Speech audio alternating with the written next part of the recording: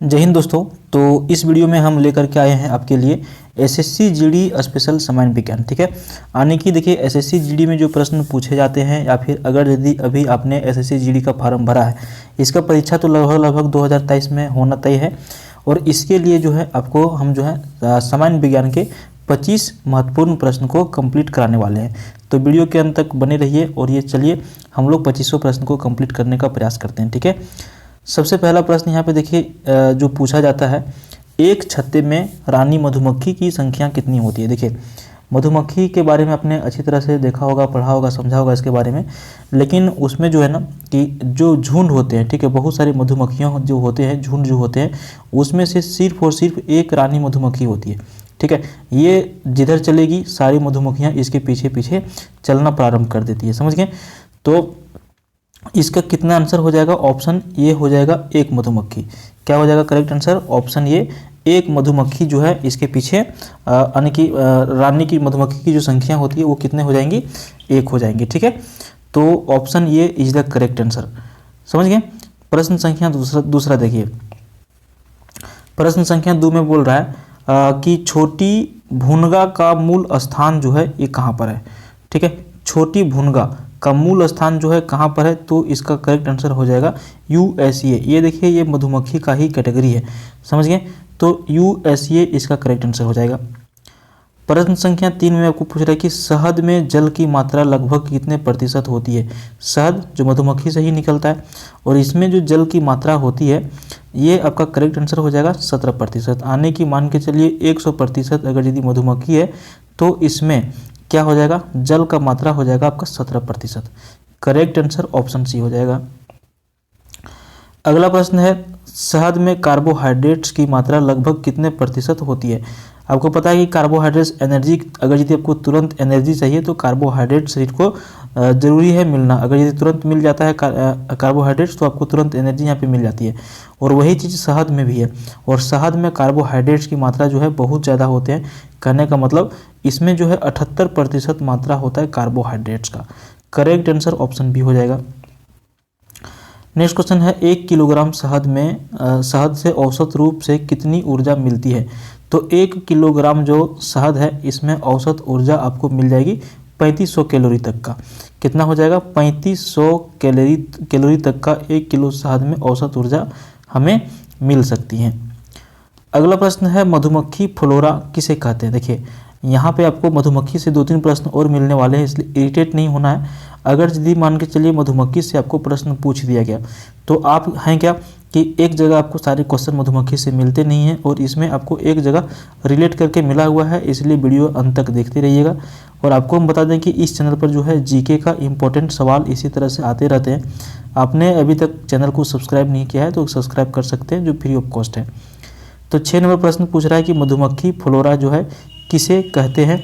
Correct answer हो जाएगा पसंद किए जाने वाले पेड़ पौधे जो होते हैं इसको मधुमक्खी फ्लोरा कहा जाता है। ठीक है, अगला प्रश्न देखिए, मधुमक्खी का एक जो कैटेगरी है, ठीक है, जाति है सारंग मधुमक्खी। तो ये इसके बारे में प्रश्न पूछ रहा है कि सारंग मधुमक्खियों से प्रति छत्ता प्रति वर्ष 40 किलोग्राम शहद मिलता है, फिर भी इन्हें भारत में नहीं पाला जाता है क्योंकि। सारंग मधुमक्खी जो है एक छत्ता में प्रति छत्ता जो है प्रत्येक वर्ष 40 किलोग्राम शहद मिल सकता है। इतना होने के बाद भी जो है भारत में इसको नहीं पाला जाता है, इसका कारण क्या है? तो इसका कारण है उपरोक्त में से दोनों, यानी कि ये घुमक्कड़ स्वभाव की है। अभी मान के चलिए यहाँ पे एक बहुत बड़ा छत्ता बना लिया इसने, उसके बाद ये क्या करेगा, इसका यदि मन किया तो यहाँ से ये सीधा निकल लेगा, तो ये से हो गया घुमक्कड़ स्वभाव। उसके बाद ये है चिड़चिड़ी स्वभाव की होती है। अगर यदि इसका चिड़चिड़ा अगर यदि हो गया तो ये मनुष्यों को भी काटने का काम करने लगता है। ठीक है, और मधुमक्खी अगर यदि काटता है तो बहुत ज़्यादा दिक्कत हो जाता है लोगों को। तो ये दोनों की वजह से जो है भारत में इसका जो है पालन नहीं होता है। अब यहाँ पर आपको अगला प्रश्न जो मिलेगा 8-10 प्रश्न यहाँ पे आपको दूध उत्पादन से ही संबंधित मिलेगा। ठीक है, दूध उत्पादन से संबंधित 8-10 प्रश्न मिलेगा, इसलिए इसको भी आप कंप्लीट कर लीजिएगा। देखिए दूध उत्पादन में भारत का विश्व में कौन सा स्थान है, तो सही उत्तर होगा प्रथम स्थान। अगला प्रश्न है, किस वर्ष भारत विश्व का सर्वाधिक दूध उत्पादक देश बन गया था। तो करेक्ट आंसर होगा 1998 ईस्वी में भारत जो है पूरे विश्व में सर्वाधिक दूध उत्पादन करने वाला देश बन गया था। नेक्स्ट क्वेश्चन है, भारत में एक छत्ते से अधिकतम कितनी शहद प्रतिवर्ष प्राप्त की जा सकती है? तो भारत में एक छत्ते से प्रतिवर्ष जो शहद की मात्रा प्राप्त की जा सकती है 5 किलोग्राम, इससे ज़्यादा नहीं हो सकती। ठीक है। अगला प्रश्न है, मधुमक्खी की जो कॉलोनी के सदस्य एक दूसरे को किस प्रकार पहचानते हैं? तो मधुमक्खी कॉलोनी के सदस्य जो है एक दूसरे को किस प्रकार से पहचानने का जो है यहाँ पे काम करते हैं? तो ये नर्तन से। ठीक है, करेक्ट आंसर ऑप्शन सी हो जाएगा। अगला प्रश्न है, श्वेत क्रांति यानी कि व्हाइट रेवोल्यूशन किस क्षेत्र से संबंधित है? तो करेक्ट आंसर होगा दूध उत्पादन से। ठीक है, दूध उत्पादन से संबंधित है श्वेत क्रांति का। यहाँ पे देखिए चूना उत्पादन भी दिया हुआ ऑप्शन, चूना भी श्वेत है, दूध भी श्वेत है, तो आपको करना है दूध उत्पादन से श्वेत क्रांति यानी कि व्हाइट रेवोल्यूशन। नेक्स्ट क्वेश्चन है, भारत में श्वेत क्रांति के जनक के रूप में कौन लोकप्रिय है? तो देखिए करेक्ट आंसर होगा डॉक्टर वर्गीज कुरियन भारत में श्वेत क्रांति के जनक के रूप में लोकप्रिय व्यक्ति हैं। नेक्स्ट क्वेश्चन है, भारत में श्वेत क्रांति की शुरुआत किस वर्ष हुई थी? तो करेक्ट आंसर होगा 14 नंबर का ऑप्शन सी, सन 1970 ईस्वी में भारत में श्वेत क्रांति की शुरुआत हुई थी। ठीक है। नेक्स्ट क्वेश्चन है, अंतर्राष्ट्रीय डेयरी पुरुष पुरस्कार से सम्मानित व्यक्ति कौन है? करेक्ट आंसर होगा डॉक्टर वर्गीज कुरियन अंतर्राष्ट्रीय डेयरी पुरुष पुरस्कार से सम्मानित व्यक्ति हैं। नेक्स्ट क्वेश्चन है, डॉक्टर वर्गीज जॉन कुरियन किस क्षेत्र से संबंधित हैं? तो स्वाभाविक है, अभी हम लोग इसका आंसर देखते आ रहे हैं, दूध विकास के उद्योग से। ठीक है, यानी कि दूध के विकास में, दूध के उत्पादन में वृद्धि करने के क्षेत्र से संबंधित है doctor Verghese John Kurien. Next question है, ऑपरेशन फ्लड किससे संबंधित है?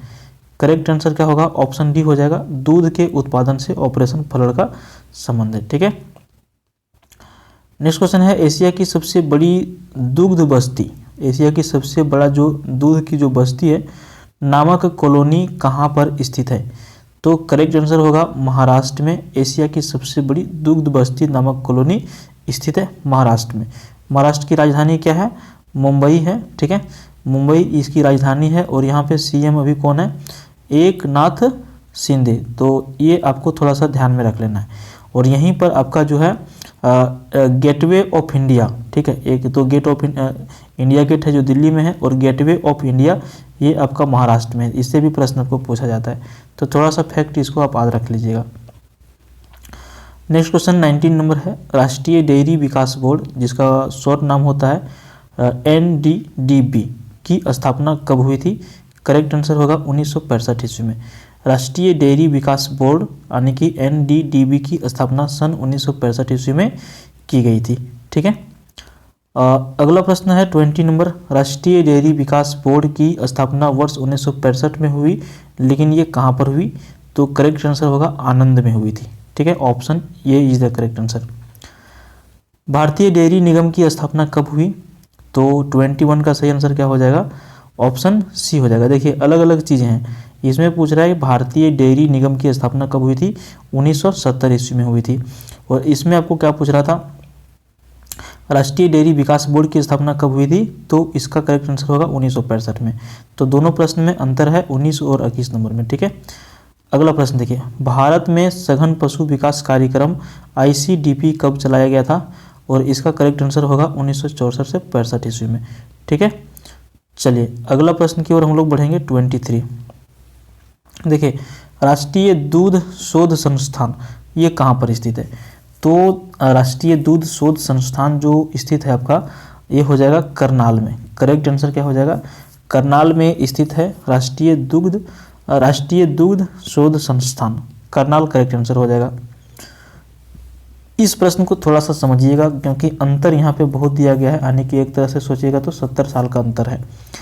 1950-51 में भारत में दूध का वार्षिक उत्पादन 17 मिलियन टन था। कितना था? ये कब की बात हो रही है? 1950-51 की। उस टाइम कितने थी? 17 मिलियन टन। ठीक है। और अभी बात हो रहा है 2017-18, यह जो आकलित किया गया है। तो 1950-51 में दूध का वार्षिक उत्पादन 17 मिलियन था और 2017-18 में ये कितना हो गया ये आपको पूछा जा रहा है। तो इसका सही आंसर 24 का क्या हो जाएगा?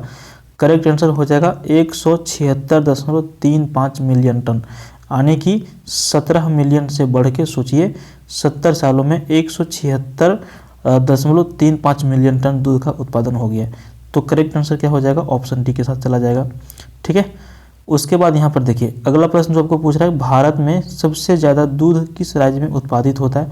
तो इसमें पूछने की बात ही नहीं है, उत्तर प्रदेश यहाँ पे हो जाएगा, क्योंकि सबसे अधिक जो है गाय या फिर जो भैंसें हैं ये कहाँ पे पाए जाते हैं, उत्तर प्रदेश में। ठीक है, उत्तर प्रदेश की राजधानी लखनऊ और योगी आदित्यनाथ जी यहाँ के सीएम हैं। ठीक है, तो चलिए इस वीडियो में इतना ही। पसंद आया, नेक्स्ट वीडियो देखना चाहते हैं तो वीडियो को लाइक करिए, चैनल को सब्सक्राइब करिए। Thank you.